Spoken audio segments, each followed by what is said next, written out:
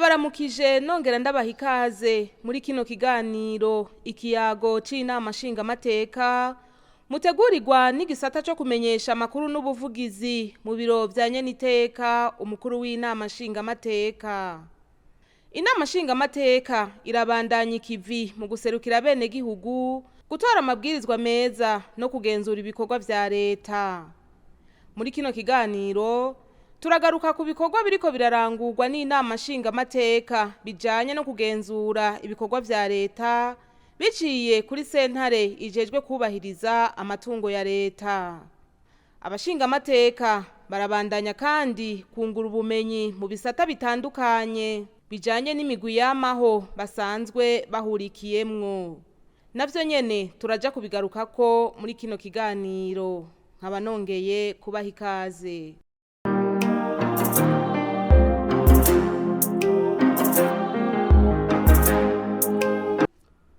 Ku munsi wa kane igenekerezo rya 18 Nyakanga uyu mwaka w'ibihumbi 2025 inama nshingamateka yarakoranye irongowe na nyeniteka Gerard Daniel Ndabirabe aho bari baramutse bashikirizwa icegeranyo ca sentare yubahiriza amatungo ya leta kijanye n'igenzura iyo sentare yakoze ku bitaro vyitiriwe umwami Khaled kugira yirabire ingene bisanzwe bitunganije.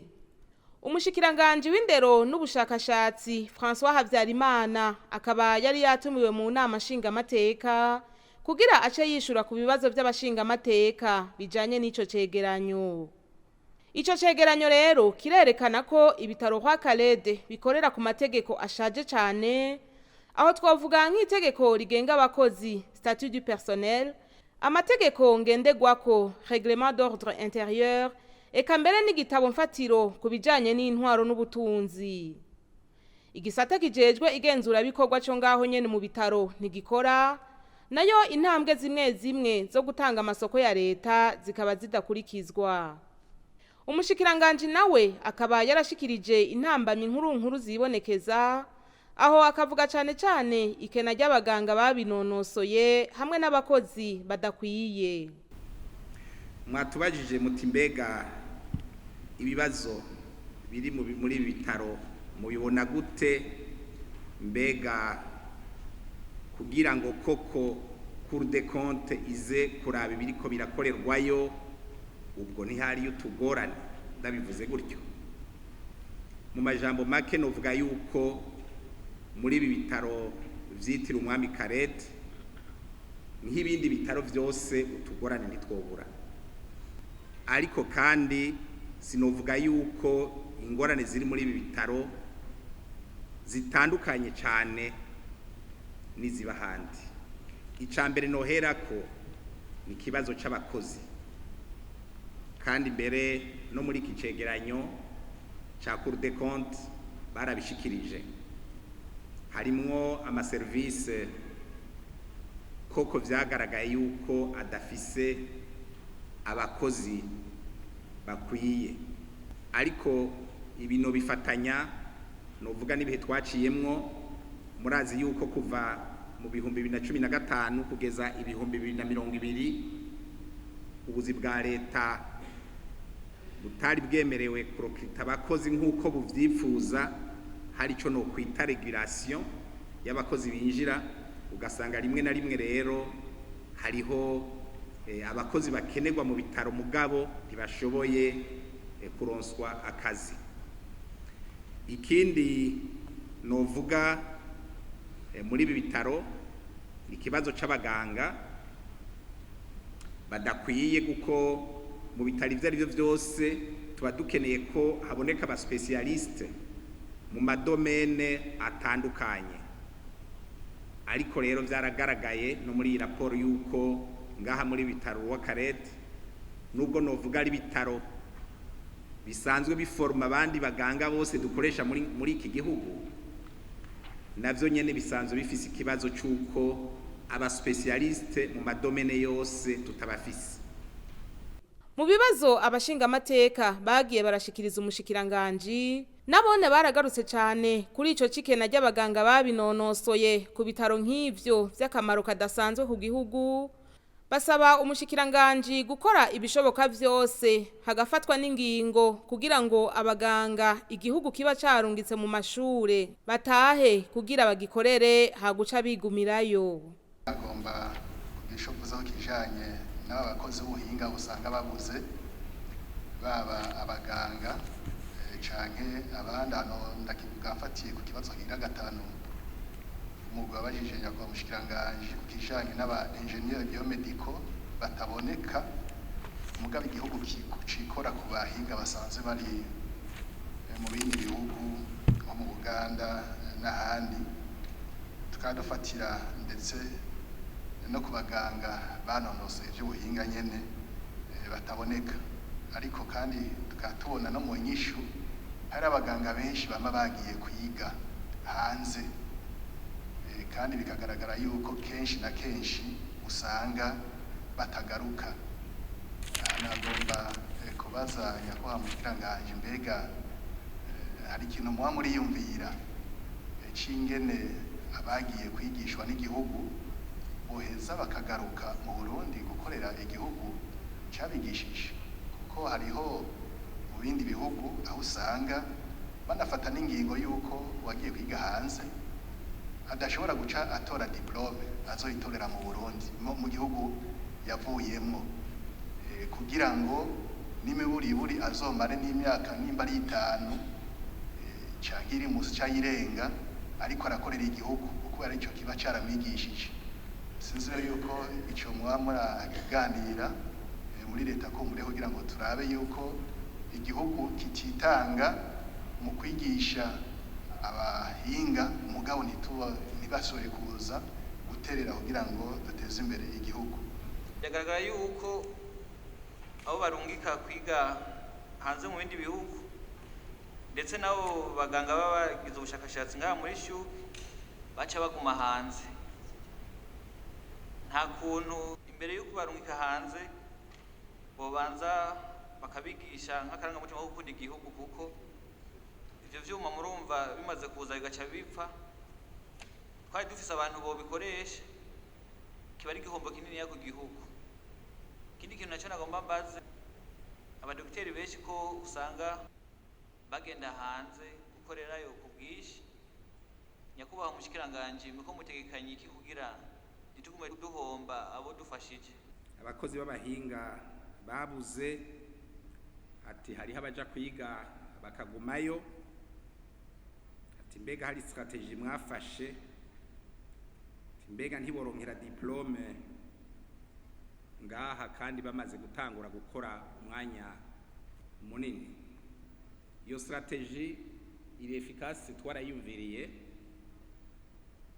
twarayumviriye ariko dusanga ishobora kugorana au niveau de la mise en œuvre. Aho iyo strategie ikora bisaba yuko umuntu aheza ugacumuha akazi. Twebwe mu bushikiranganje bw'indero turaforma hanyuma abo duformye si ukuvuga ko baca necessairement baja mu bisata vya leta mugabo barashobora guca baja no mu bisata vy'abikorera twabo ko twebwe tugira formation pour tout le monde. Ariko mu gihe abo duformye badashobora guca baba absorbe bose par tous les services publics et privés biragoye gufata iyo ngingo kuko usanga umuntu uri kuramubuza kumuha diplome yiwe udashobora kumuha akazi yoba ari contre ses droits. N'aba baganga dusohora ministère de la santé ishobora guca ibahereza akazi bose muca mumva yuko iyo voie idashoboka. Ariko twakoze iki? Abaganga bagenda kwiga mu bihugu batagumayo. Ico ni cambere, ni première stratégie. Deuxième stratégie, biriya bihugu bahurumbira vy'iburaya bakagumayo. Turungikayo barya en grande partie aba bari muri 3e cycle bari kubakurikirana ivyigwa ngaha muri Rwakarede kugira ngo diplome bayironkere ngaha sur place. Nukuvuga ari igice ngaha agaca agenda muri stage iburaya akamara y'umwaka umwe canke imyaka 2 agaca garuka afise urupapuro rumwe rwerekana yuko ivyo yagiye gukora iburaya vyaheze neza agaca asubira akagaruka ngaha bakamugira izindi evaluation akabona kuronka diplome. Avec ce système ntashobora kugumayo, agumyeyo naho abaronosheje à son diplôme. Murumva rero gukora défense ibera sur place. Murumva rero ngaho yuko les stratégies zarafashwe kuko ahanini imbere abagenda hagenda basanzwe bari mu kazi. Hagenda bahakarorero none directeur chargé des soins muri shuku ntiyagiye ari kuri deka yagiye mu bushikiranganje twarungitse mu Bubirigi en directeur général aca yigumirayo. Abo bose baba bafise vyose, bafise imodoka, bafise inzu, mugabo bakagumayo. Ako kantu rero nibaza ko kubiburaya karacari mu mitwe ya bamwe bibaza yuko baba bagiye au paradis, alors que en réalité ce n'est pas vrai. Ikibazo kijanye no kwagura inyubakwa z'ibitaro vyitiriwe umwami Khaled naco nyene caragarutse. Abashinga amateka bati uravye ibitigiri vya bene gihugu bitura ivyo bitaro, kwagura inyubakwa vyari bikwiye gushigwa imbere gusumba iyindi migambi. Barerekana yuko resar ari zito, si kubera gusoka ari zito ni nazikeya, kukaho turahazi niho turahaca ku mugoroba tugiye kuraba abagenzi bacu nizike, tugiye ma service bavuze maternité neonatologie ahabukira abana, muze muhace kagoroba murabe baba bari hasi abavyeyi kuko ibitanda nta bihari nivyo koko, kandi harya niho ubuzima butangurira. Abavyeyi iyo baje kwibaruka usanga baryamye hasi n'ibindi. Ndazi yuko hariho na commission yigeze kuva muri Sena iraza kuraba koko ivyo bintu mu mwaka uheze umengo nimba nihenze koko barasanze ivyo bintu bibaho ntawo bihari, ariko ntibibaho ngo nukubera ubube gito, nukubera ibitaro biba vyabaye débordé, kandi ngene muri rwa Khaled bisanzwe bimeze nta muntu abituye birukana, barabakira nyene muri izo conditions zitameze neza, mugabo bakabatunganiriza tambye kemara. Rero ako kadefo kukwakira abantu benshi bigatuma bamwe batakirwa dans de bonnes conditions, ukuri sinobesha karahari, niko kanatumye duca twiyumvira iyi projet ya extension et réhabilitation de l'hôpital kugira ngo ibitaro vyaguke, hanyuma tuzoshobore kwakira abagwayi benshi gusumba uko twobakira ubu. Nayo kubijanye n'amafaranga yoba yinjizwa n'ibitaro vyitiriwe umwami Khaled, nyene iteka ati hari bisata vya leta bihabwa uburyo kandi navyo nyene bikinjiza amafaranga, birakenegwa rero ko hamenyekana amafaranga baba binjije. Hari amastructure menshi muri kino gihugu cacu ahabwa budget, mugabo cyane cyane amastructure étatique agahabwa budget y'ibitaro, mugabo ibyo bitaro bikarealiza des recettes nyinshi, ariko ntagire ikintu badeklara muri leta nk'amahera igihugu gishobora guharura kivuga kuti muri budget y'igihugu hariho amahera marosete ava hana, hariho amastructure menshi muri kino gihugu bimeze uko.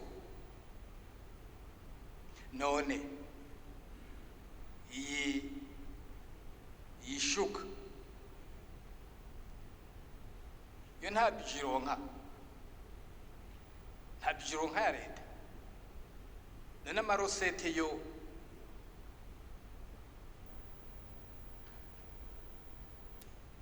irealiza ajahe. Ubu bariko baraba partenaire ati dufashe sawa, dufashe ibi n'ibi nabo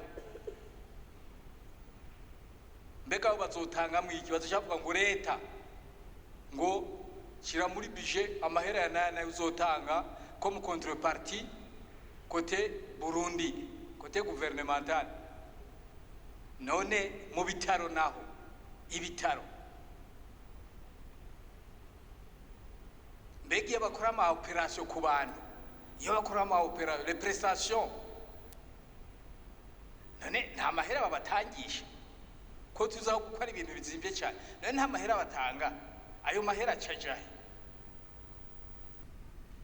ubwa mbere ufatiye ku ma prestation ibitaro bigira birakompleta ku mishahara y'abakozi tout le fonctionnement y'ibitaro no kuvuga iyo parti yo guhemba abakozi kugura imiti kugura ibikoresho byo mu bitaro na marosete y'ibitaro leta nta mahera itanga kuja kugura imiti nta mahera itanga yo kugura ibikoresho byose na marosete y'ibitaro mbere no babwira yuko n'ubu ibitaro biheruka kugura scanner shasha mu misi izotangura gukora kandi iyo scanner yaguzwe mu mahera yaciwe n'ibitaro atari kuvugira ngo n'amasubside atanzwe na leta nivyo hariho effort yo kugira ngo koko binjiza amahera menshi mugano vuga yuko intambwe iri kwiraza deja leta imaze gutanga gusa igice c'umushahara no kuvuga yuko ejo canke hirya ejo n'umushahara ibitaro bizovyifatira mu minwe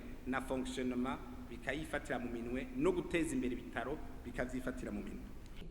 Ku kibazo cyagumye kigaruka kijanye no gutunganya amasoko ya leta umushikiranganje yamenyesheje ko ingorane zikunda kubonekera ahubwo mu kubahiriza ibiringo biba vyahawe abatsindiye amasoko. Nayo kubijanye n'inama mpanuzwa jambo y'ibitaro ico cegeranyo cerekana ko atayihari ku bitaro kwa Khaled umushikiranganje aremeza ko ari kosa ryo gukosora. Ku kibazo kijanye n'ibinyene vy'amasoko ahanorasura le plan de passation existe bel et bien ahantu Cour des comptes yabonye c'est au niveau de l'exécution du plan prévisionnel des marchés harabaye akabazo no kuvuga ry'amatariki bagenda baratanga ntiyabaye respecté kandi rero ivyo nagenda babwire nyene iteka ivyo ntibiri mu bitaro wa Karede gusa biri hafi masitire yose ya leta uravuga uti iki kintu kizoba livre iki gihe ukazibonera tributaire kwandika iketa ati kubera imvizi nizi ndasavye prolongation kubera nabuza amadovize ndasavye prolongation rero la reception igaciza ku itariki eventuellement idahuye n'ibiri muri plan de passation iyo ni juste un exemple ntanze muri ico gihe Cour des comptes bavuga bati none ibintu ko bavyakira itariki yi wabwiza kuvyakira itariki yi kubera iki mugabo le contexte turimwo iratuma bigenda gutyo ndetse iratuma n'amasoko ari prévu atanaba kandi we wakoze ibibwiza gukorwa byose. Inama nshingamateka ikaba rero yarashikirije ibisabwa aho twavuga nko gusaba ko ubushikiranganje bujejwe amagara y'abantu n'ubw'indero n'ubushakashatsi bwo kurikiranira hafi ivyo basabwa na sentare yubahiriza amatungo ya leta nayo kuri iyo sentare kuja iratunganya bene ayo masuzuma mu ntumbero yo kugira ibisata vya leta bitunganywe neza. Nayo inama nshingamateka ngo yorungika vuba umugwi w'abashingamateka ku bitaro vyitiriwe umwami Khaled kugira ngo baje gusuzuma ingene bitunganijwe hamwe n'ingene bakira bakongera bakavura bene gihugu.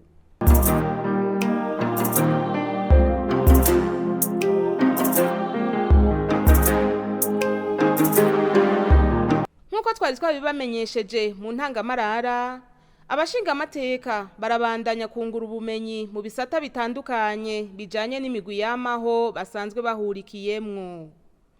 Ku munsi wa kabiri igenekerezo ya 16 Nyakanga uyu mwaka wa 2025 aho yari yitavye ibikorwa vy'inyigisho no kungurana ubumenyi ku bijanye n'intunganyo hamwe n'ikoreshwa ry'ingurane mu bihugu. Bikuru yashikirije nuko muri ivyo bikorwa basanze kenshi mu bituma ibihugu usanga vyaguye mu madeni menshi y'umurengera ari kudakoresha amadeni ico yagenewe, guta agaciro k'amafaranga y'ibihugu, gutegura no gukoresha ukutariko amafaranga amareta aba yateguye gukoresha hamwe no kudakorera mu muco no kwigenza ukutariko mu gushira mu ngiro amafaranga amareta aba yarateguye gukoresha. Abitabiriye iryo huriro bararonkejwe inyigisho ku burambe bwo gusubiramwo amadeni y'ibihugu muri Afrika mu ntumbero rusangi y'umugwi w'ibihugu 200 G20 no kubijanye no kwihweza uburyo bwiza bwo kuganira ku ngurane muri Afrika. Muri izo nyigisho abahinga b'ibanki irabi vy'iterambere muri Afrika barashikirije ivyigwa bigaruka kukuri ku rwego rw'ibihugu vya Afrika mu bijanye n'amadeni bifise. Nk'uko ivyegeranyo vyatanzwe vyabivuga, hari ibihugu vyerekana ingorane zo kurenza urugero mu madeni ku rwego ruri hejuru cane, ico twita surendettement, handi bikaba hagati cangwe hasi. Kubw'ivyo abacunga amadeni bategerezwa guteza imbere uburyo bwose bukenewe bwo guhangana n'izo ngorane. Impamvu nyamukuru zituma ibihugu bimwe biri mu ngorane zo kurenza urugero mu madeni zarashikirijwe, zikaba zerekana ahanini kutagira gahengwe mu vy'ifaranga, instabilité monétaire, gutegura no gukoresha ukutariko amafaranga leta iba yategekanije gukoresha, mauvaise planification et exécution budgétaire, kudakorera mu muco mu kwigenza ukutariko mu ntunganyo y'amafaranga leta itegekanye, problème de transparence et d'indiscipline budgétaire, uguta agaciro k'ifaranga ry'igihugu, la dépréciation et la volatilité de la monnaie locale, urugero ruto rw'inkomoko y'ifaranga ry'agaciro, niveau de réserve en devise faible. Twosozera tuvuga yuko ideni rishoboye gufatwa hanyuma rigakoreshwa ivyo rigiye gukora nta ngorane rifise, mugabo ideni rigiye gukoreshwa ukutari uko usanga bizanira akaga igihugu. Nyeniteka umukuru w'inama nshingamateka akaba yaratanze impanuro zijanye nuko ibihugu bisaba ingurane kenshi usanga biteguye imitego myinshi nabo biba vyazisavye, ugasanga hari n'ibihugu bidakoresha amadeni ico vyayasabiye bigaca bituma vyama mu madeni adahera, ivyo navyo bikagira ingaruka mbi ku butunzi bw'igihugu. Ideni ukaryishura ni twebwe vyega, ibindi vyose nico bashaka kutubwira ntituzoze tuvuga ngo turonse ideni tumire, muga tumenye yuko ideni baye nk'umugozi, kuko bene kuguha ideni bazagukurikirana ingene amahera yabo yakoreshejwe. Ariko rero ngacangaruka hano, ngacangaruka kuri cya kintu tumaze igihe tuvuga, ikintu kijanye na negociation. Ndarabwiye murumva yuko umuntu aguha ideni arakubwira ati ideni rirahari, nta ngorane, ideni rirahari. Noneho twebwe bakatubwira ati mwebwe rero ideni rihari, nimumenye abantu ushaka kurungika kunegosia ideni, kunegosia pre, kuko si ugupfa kurungika uwo ari we wese. Gusa mu gihugu cacu, eka mu bihugu byinshi bya Afrika ibyo bintu kabisa turabigiramo ingorane, cyane cyane nko mu Burundi.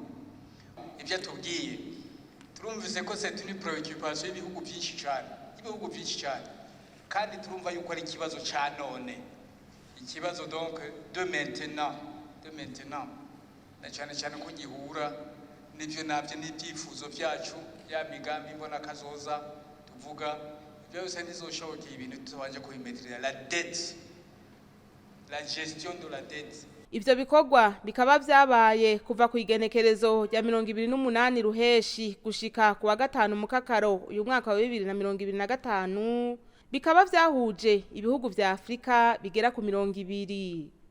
Aha hakaba ari naho dusozereye kino kiganiro. Turabashimiye mwebwe mwese mwagikurikiye, naho ubutaha.